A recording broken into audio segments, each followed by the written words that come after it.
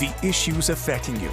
Revealed, explained, discussed. Now on WGAL 8 In Focus. Hello, I'm Susan Shapiro. I'm here at Longwood Gardens in Kennett Square, Chester County, where a Longwood Christmas is underway. This year's theme is a very retro Christmas. This all goes back to when Pierre S. DuPont and his wife Alice hosted lavish parties to get the staff and their families in the holiday spirit. If you come, you'll see about 500,000 holiday lights. That's about 50 miles of lights, 18,000 holiday plants, and another 20,000 ornaments, some of which you see on this tree. We're going to get a behind-the-scenes look at how this all comes together in a year's time as we put a Longwood Christmas in focus. I'm joined now by Jim Sutton, who is the Associate Director of Display Design here at Longwood Gardens, also the head elf, right? Yeah, that's a title I'm comfortable with. Where are we now, Jim? You're currently in the Orangery, which is part of our main conservatory. This year's theme is a very retro Christmas. How did you come up with that? When did you come up with it? Sure, we set the theme a year ahead of time. So the idea is to have something that we can all wrap around. So we set the theme, and then we have 20 different project leaders that work throughout the year on the theme itself. When you say project leaders, what are they doing? Sure, they could be anything from a tree to a whole big scene. So it depends on what the size of the project is to how many people get involved in it. But I oversee all of them, and then we break it into these smaller pieces that they work on. I understand you have about 500 employees and a whole lot of volunteers here at Longwood Gardens. More volunteers than employees, and we couldn't do what we do without the help of the volunteers. And they help with all aspects of it. They've made Christmas ornaments, they help plant poinsettias, they do all kinds of every role here. That's incredible that you start planning this a year in advance, but I guess you have to with this large of scale of a design. Yeah, it takes that long to figure it all out and to get everybody involved in it. We're also very fortunate that we have our own facilities department here. So like our carpenters, our electricians, our plumbers, our masons, they make us a lot of our props. So they need lots of lead time to get that done. And then we only give ourselves 4 days to put it in. Wow. So it's 4 days of installation for the conservatory part of it. Now the arborists, they start in August putting lights up outside, because the experience is half outside and half indoors. So there's over 500,000 lights outside, so we certainly want guests to enjoy the outside landscaping. There's beautiful tunnels, lots of decorated trees outside to see, but we also know that everybody's going to come in the conservatories and enjoy the display in here as well. Wow. So you have what is recreating a Main Street theme here as part of the very retro Christmas. Tell me about that. Sure. Well, the idea was we have this beautiful sunken floor down here, and what would you do in a space like that? So it happens that the space is 70 feet long and 40 feet wide, and that's just wide enough to recreate a street scene. So we kind of made a scene like you were in vintage USA. You know, you have a beautiful street scene, the pavement's actually wet, there's street lamps, and there's beautiful tinsel garland above your heads. Where do you get all that stuff? The old Christmas ornaments, the tinsel? Well, we're very fortunate that the market is actually responding to this, and retro is very in right now. So we were able to get a lot of stuff on the market. We also work very closely with a lighting company, and they just acquired another company that used to make those scenes that went across Main Street America.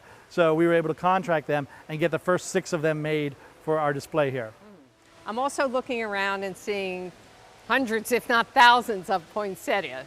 Oh yeah, it takes about 18,000 plants to do the display, and out of that, 6,000 are just poinsettias. Wow. So the poinsettias are grown in-house, and then we also grow replacements in case one were to get damaged or to fail, so that it always looks fresh every day.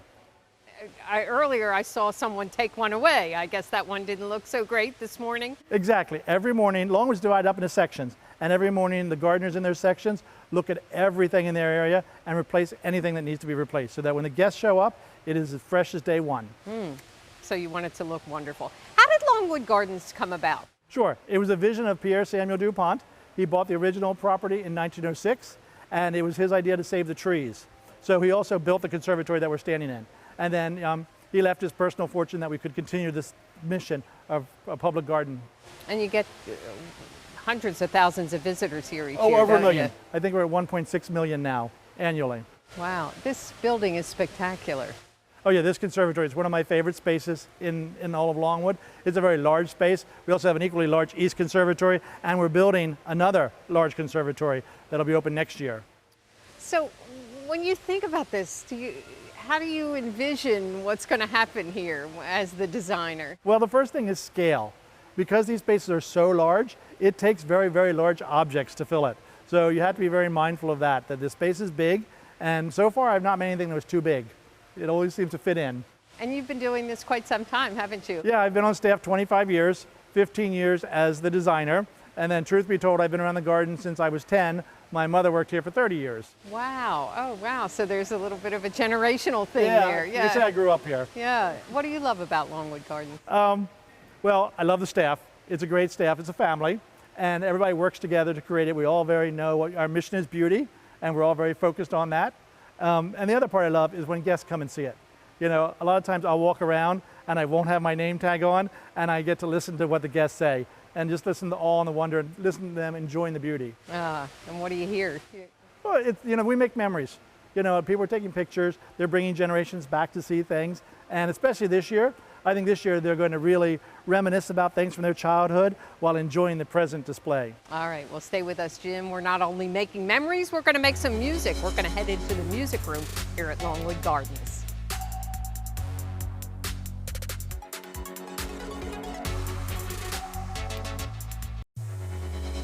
This is WGAL 8 in Focus, coverage you can count on. We continue our tour of Longwood Gardens with our tour guide today, Jim Sutton. Thanks again for joining us. We really appreciate it. We are now in the music room at Longwood Gardens. How did the music room come about? Yeah, it's a beautiful room, and Pierre built this to enjoy the organ next door. So next door is the ballroom. It houses the 10,010 pipe Aeolian organ. So this room was built for Sunday afternoons to enjoy that beautiful instrument while it's playing. And this room itself is very beautiful. I mean, it's the walnut paneling. It's got a beautiful sculptured plaster ceiling. It's really quite a magnificent room in and of itself. Yeah, when you look up, it really is. And he did not live here. He just built this as a place to enjoy, right? He did not. He's quoted saying he built it as a place to entertain his friends. So this was not his permanent residence. He lived in the Hotel DuPont down in Wilmington, Delaware, and he was splitting his time between Wilmington and Chicago, running two big businesses at the same time. So we were his weekend project. But luckily, he fell in love with this property. He bought the property to save the trees, and then it was his mission to build the conservatory, build all this space, and then left his personal fortune that we could continue Longwood well into the future. And how many acres do you have here? Right now, we're over 1,000 acres. So out of that, there's 400 that's garden proper. So a lot of the guests can come and experience. So what have you done this year here in the music room? Well, speaking to our theme of a very retro Christmas, this is set up like a retro holiday party. So it's sort of mid-century modern, but we want you to step back in time and feel that you've been invited to a very special party. In someone's home, possibly, someone's but it's quite elaborate, I'll say. And the tree that we're standing in front of is incredible, the decorations and the ornaments. Yeah, all of our trees are fresh cut. So we work with Pennsylvania suppliers on our trees. So they all come in fresh cut to us, and then we decorate them with ornaments from our collection, and we also buy new ornaments every year. So when I say ornaments from our collection is extensive. We have over 600 different styles of ornaments currently in the collection, and over 67,000 ornaments. So every year we use about 20,000 ornaments for the design of all the trees, and then we buy in. So every year we probably add 3,000 to 4,000 more to the collection. How do you keep track of that collection? It's a very good question. We actually have a building that houses all the ornaments, and they're all divided up in banker boxes by color and style. And then we have a digital and a paper copy of everything. So we know exactly what box number has what ornaments and how many ornaments are in there. Wow, that's incredible. And what kind of tree is this? These are all Fraser firs. And we use Fraser firs because of that great green color. They hold their needles really well. And we can also get one of them that's 18 feet tall and a perfect shaped Christmas tree. But we also like there's openings in it, so we can hang lots of ornaments in there and get some depth in there when you're putting the ornaments on the tree. Right, it's not so, like the shape is not exact. It does have a lot of space. Huh. Oh, it's just beautiful. And how do you, looks like pink and purple is the color theme here. Well, normally sometimes I do set a color theme, but this year with the theme being retro, we did not set a color theme. So you'll see a lot of pink in here, but you'll also see some other colors in here. And when you go to different spaces, you'll see a whole entourage of other colors. So lots of different colors in space. And one of the things we did feature in here was our glass artist. So in this room, it's a very special place, and it's a great place to highlight artists. So we work with two different glass studios. This is Goggleworks over here, and they did all of our barware, including our custom punch bowl there. I see that with your logo on it. Yeah. Yes. So that was all Goggleworks. So hand-blown glass? Hand-blown glass. They're a really neat operation. They are an old goggle factory in Reading, and they've turned it into a community art center. So they do lots of programming with the local community. So they were a great one for that. The other one we've reached out to was Burning Branch, and she's out of Philadelphia, and she works with people in recovery. And that's her program is through blowing glass and helping them with recovery. And I was amazed, you told me the fruit on the bar in those drinks is glass. Oh yeah, we went to great lengths. The olives are glass, the little skewer through the olive is glass, the citrus slices are glass, and then Sarah over here, the Jell-O mold that she made us is glass, and even the fruitcake slices are glass. That's incredible. You must be very pleased with how that came out. I guess you had a vision for that. It's great to work with the different artists because they bring new things to it, and it's a great way to elevate them and show their artwork and tie it into Longwood. And I'm also looking at a very spectacular bar. Obviously, that's not always here, right? No, the bar was custom made for the room. Longwood's very fortunate that we have an active facilities department. We have our own carpenters, plumbers, electricians, painters, masons. So if you can dream it up, they can make it for you. So our carpenters made us this beautiful octagon bar, mirrored, rose-colored gold top and bottom, and that is just for this display. Wow. I guess they say, Jim, what are you thinking of now, right? Well, it's the project leaders. So we have 20 different project leaders that contribute to this. I'm just the head elf. So we have these very talented staff, and they come up with all kinds of ideas, and it's just my job to sort of shepherd them and those ideas and to make sure that it all looks unified at the end. What are you hoping people feel when they come in here? Well, I hope it's a step back in time. I hope they think that they've been invited to a beautiful party in someone's magnificent home. All right. Well, stay with us. We're going to continue our tour of Longwood Gardens. We're going to take you all around this place.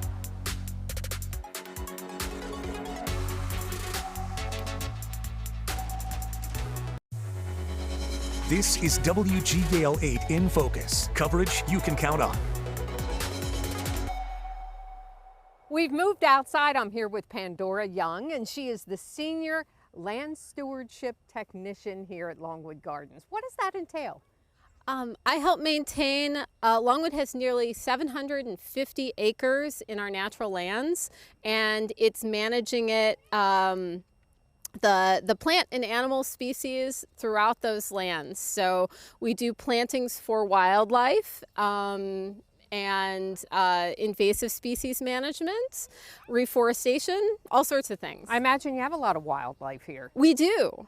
And a lot of it is visiting our tree today. Speaking of the tree, we're in front of this tree known as the wildlife tree. Tell me about it.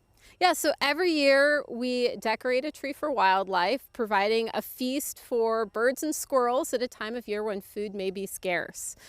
This year's display was also inspired by the nostalgia of colorful Lego blocks. So it ties into a very retro Christmas, right? Indeed it does, yeah. Yes. We have 17 handcrafted Lego bird feeders decorating the tree. Each one is unique. They're amazing. You just came up with that idea yourself to make bird feeders out of Legos? Inspiration. There's all sorts of things you can do to make feeders for wildlife. Key is to avoid things that are toxic or potentially harmful. So avoiding glue. We're very careful that any wires we have on the tree, we bend back and out of the way. And aside from that, just making sure birds have what they want. So every year the feast is very similar, but the feast for the eyes changes. Gotcha. Yeah, it's very cool, really neat. How important is it to feed the birds if somebody wants to do this kind of thing in their own home?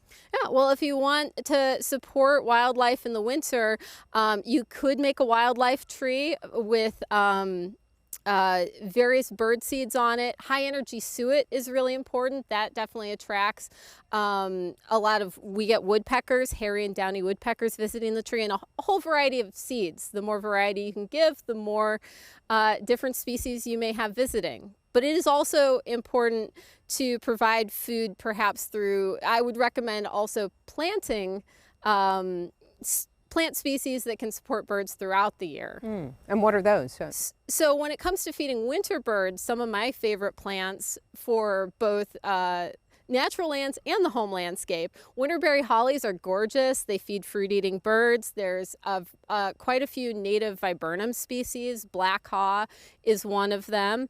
Also, red cedars, also known as junipers, and American hollies provided the added benefit of providing evergreen shelter and food, so they protect from winter winds.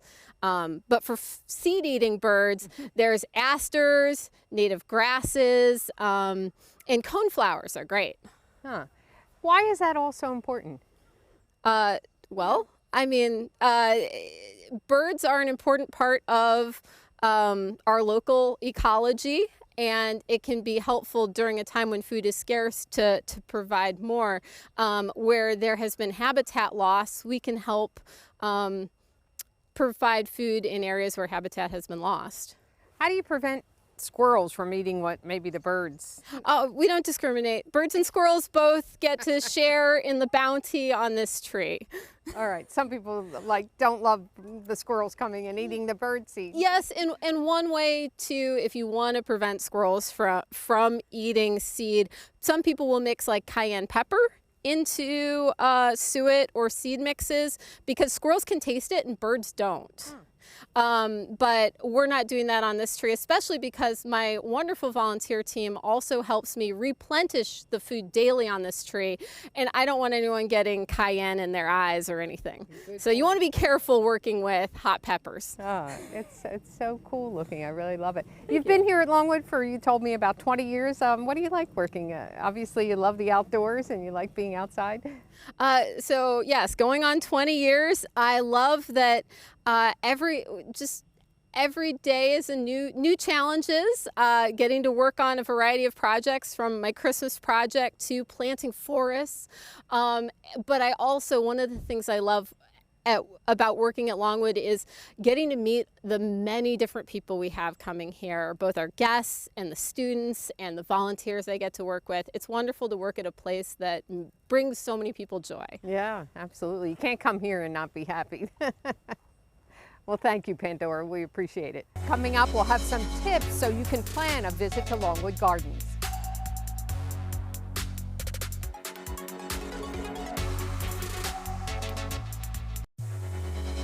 This is WGAL 8 in Focus, coverage you can count on. I'm joined now by Jordan Cole, who's the Public Relations Manager here at Longwood Gardens, and we are here at the Garden Railway. You can hear some trains behind us going around. Thanks so much for being here, Jordan. What about this display? Tell me about it. Yes, thanks so much for joining us this year. So right now we're at our Garden Railway, which is just beautiful, and it's wonderful for children and those who are young at heart. We actually have more than 100 cars in our engine fleet. We have about 50 engines, and then we have 75 boxcars. Now, who takes care of all of this? So we do have a really talented staff who takes care of the Garden Railway, and they are out here switching up the cars. So every time you come, it's going to be a different experience. We have more than 100 different combinations that we can make, and I think that it's always really fun to watch the kids out here. You know, they're pointing out their favorites. They see Thomas the Tank, but we also have the Philly Fanatic and some of those sports mascots. I saw those, yeah. And I guess this really plays into the theme of a very retro Christmas. It is. What could be more retro and nostalgic than the train that has been underneath everybody's tree? I don't know about you, but I feel like the kids in my family, they want to see the train first. They're so excited to get that out. I know, I'm seeing a young boy over there right now getting all excited about it. It's really a thrill. This is incredible, what goes on here and what it takes to get ready for this event. It is, and you know, it is an all-staff process to get everything ready for Christmas. We're working more than a year in advance to bring this to life, and you know, I think this year you're going to see a lot of different elements outdoors. We have more than 500,000 lights that are glowing, from the 2 light tunnels that we have to the strand of lights on our large lake. There's plenty to see. And you could make a day of it. You could make a day of it. So yes, go online to longwoodgardens.org. You're going to make a time ticket reservation. And if you're a member, you need to make one of those as well, just a timed reservation to visit. You do sell out, don't you, some of the times? We do sell out. And in that situation, you want to make sure that you're booking ahead and thinking about when is going to be the best time for you to visit with your family and your loved ones, and making sure everybody in your party gets their tickets at the same time. What's the average price? I know there are different prices for children and adults and seniors, but... Yeah, so our tickets are going to be $30 for adults. And that you can come and stay as long as you want? Yes, once you're in the gardens, you can stay as long as you want. We do not allow re-entry at this time. However, you might want to think about where to eat, which we do have some great dining facilities right around me. We have our terrace and the cafe and our restaurant 1906, which you'll also want to make reservations for if you're interested in booking. Okay, you said you have some new hot chocolate We flavors do. this year. Yes, it is a great night out at Longwood Gardens, right? When you can walk the lights, plan to spend a couple hours, you want to grab a hot chocolate. We do have some new specialty flavors this year, including a salted caramel flavor that is so yummy. And you do have a beer garden as well? Yes, so we are standing in part of the beer garden right now. We do have a seasonal brew with Victory Brewing Company.